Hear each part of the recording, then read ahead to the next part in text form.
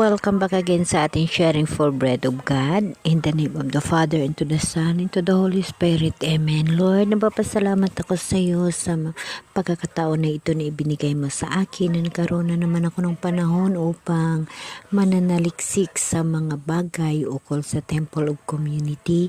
Kaya Lord, at aking nalalaman yung mga bagay na napaka-importante sa iyong paningin at aking maunawaan at maunawaan man ng ibang tao na aking babahagian ukol sa videong ito.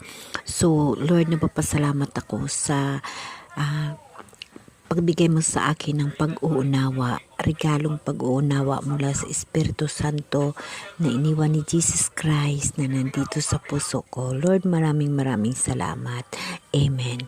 Okay, brothers and sisters, mag-continuous tayo ukol sa mga bagay na dapat natin na malalaman at mayroon tayong mga idea, So, ako sa sarili ko, brothers and sisters, nagtatanong ako kung sino ba si Juan Crisostomo, sa Orthodoxia na family Temple of Community. So, ito siya. Si San Juan Crisostomo ay isang kilalang santo sa Ortodoksiya at isa sa mga ama ng simbahan. Siya ay isinilang noong mga 347 AD sa Antioquia, Syria at namatay noong 407 AD. Ang kanyang pangalan na Crisostomo ay nangangahulugan ginto ang bibig. Sa Grego, dahil sa kanyang napakagandang pangangaral at pagtuturo, si Juan Crisostomo ay kilala sa kanyang mahusay na pangangaral. Siya ay isang mahusay na mangangaral na nagtuturo ng mga turo sa Biblia sa mga tao. Siya ay tumututol sa mga kasalanan at korupsyon sa loob ng simbahan at lipunan. Siya ay nagtatag ng mga ospital at nagtulong sa mga mahihirap at nangangailangan. Bilang isang ama ng simbahan, si San Juan Crisostomo ay may mahalagang papel sa paghubog ng teolohiya at liturhiya ng Ortodoksiya.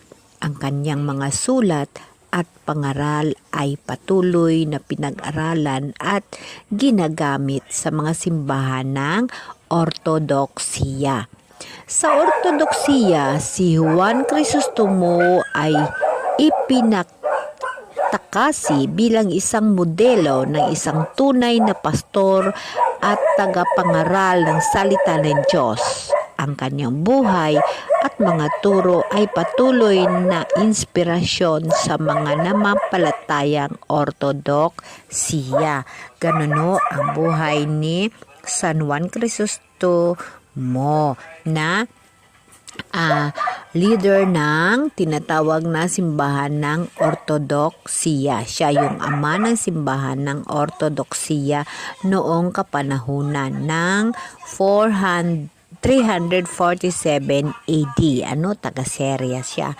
So yun, brothers and sisters, naunawaan ko na ang Temple of Community ng Ortodoksiya o simbahan ng Ortodoksiya, ito ay ang tinatawag na patriarka ng Constantinople ay ang espiritual na pinuno ng silangang Ortodoksiyang simbahan ay may luklukan sa Constantinople, ngayon ay Istanbul, Turkey.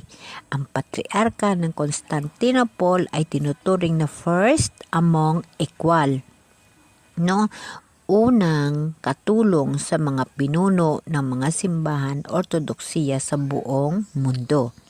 Ang patriarka ng Constantinople ay may mahalagang papel sa Ortodoksiya dahil siya ang espiritual na pinuno ng mga Ortodoksiya sa buong mundo. Siya ang tagapagpahayag ng doktrina ng Ortodoksiya at nagbigay ng mga patnubay sa mga isyu ng pananampalataya. Siya ang tagapag-ugnay ng mga simbahan ng Ortodoksiya sa buong mundo. Ang Patriarka ng Constantinople ay may mahabang kasaysayan na nagsimula noong ika-4 na siglo nang ang Constantinople ay naging kabisera ng Imperyong Romano. Ang Patriarka ng Constantinople ay may mahalagang papel sa paghubog ng teolohiya, liturhiya at tradisyon ng Ortodoksiya. Sa kasalukuyan, ang Patriarka ng Constantinople ay si Bartolomeo I na nagsisilbi bilang espiritual na pinuno ng Ortodoksiya.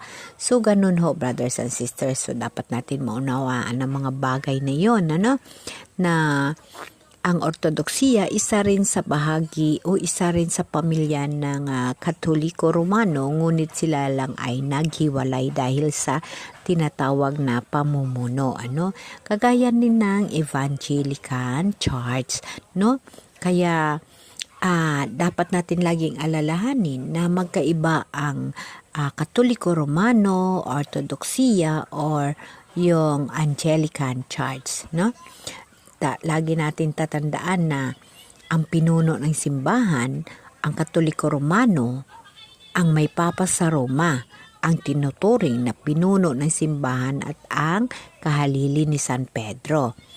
Ngunit sa Ortodoksiya, hindi kinikilala ang otoridad ng papa sa Roma. Sa halip, ang Patriarka ng Constantinople, ngayon ay Istanbul ang tinuturing ng first among the equal. Ukol naman sa Anglican Church, ang kanilang kinikilala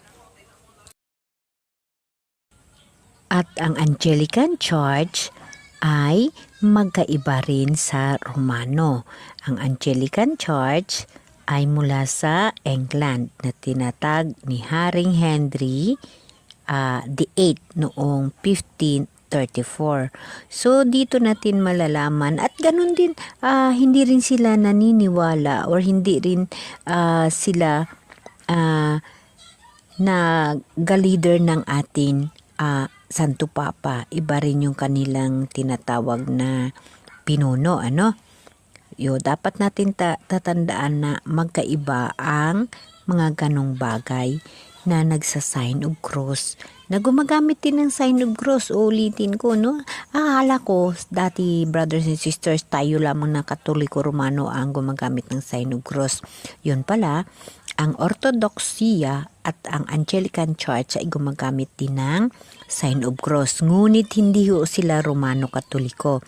Ang Anglican Church ay nagmula sa Church of England na itinatag ni Haring Henry VIII noong 1534,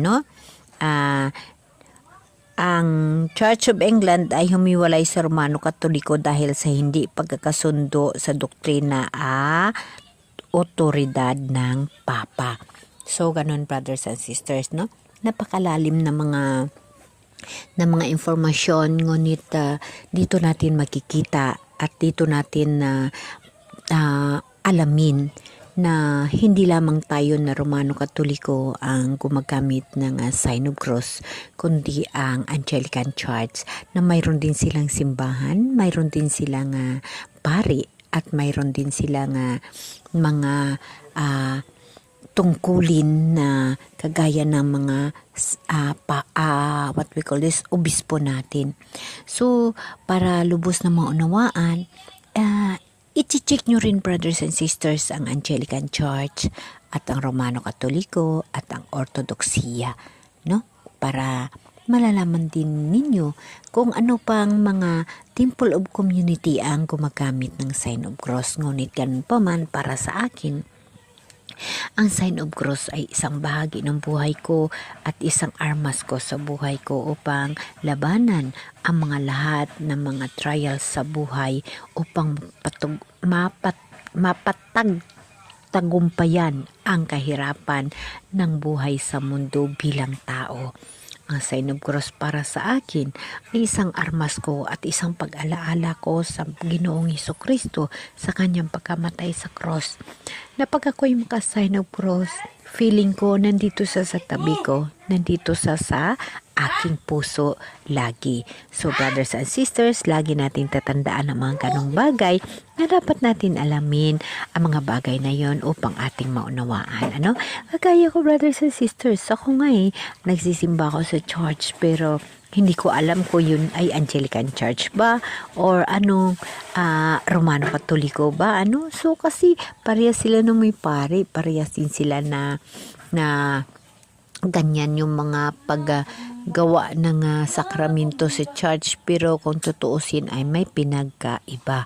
So brothers and sisters, again, maraming salamat sa pagsubaybay at pananatiling pagpanood at pakinig ng aking mga video ukol sa pag-share ukol sa tinatawag na kaalaman or aking pagbabahagi sa mga kunti kong kaalaman ukol sa Temple of Community, lalong-lalo na sa buhay ko nakasama ang mahal na Diyos. Ako ay isang saksi sa mga bagay na mula sa mahal na Diyos at aking kinabubuhay at aking ina-apply sa sarili ko sa araw-araw na lahat. Ang buhay ko ay mula sa mahal na Diyos at ang gagawin ko sa mundong ito sa mga huling araw ko ay para lamang sa Kanya. Mananaliksik ng lahat ng mga bagay upang aking maunawaan ng lubos ang mga bagay ayon sa mahal na Diyos.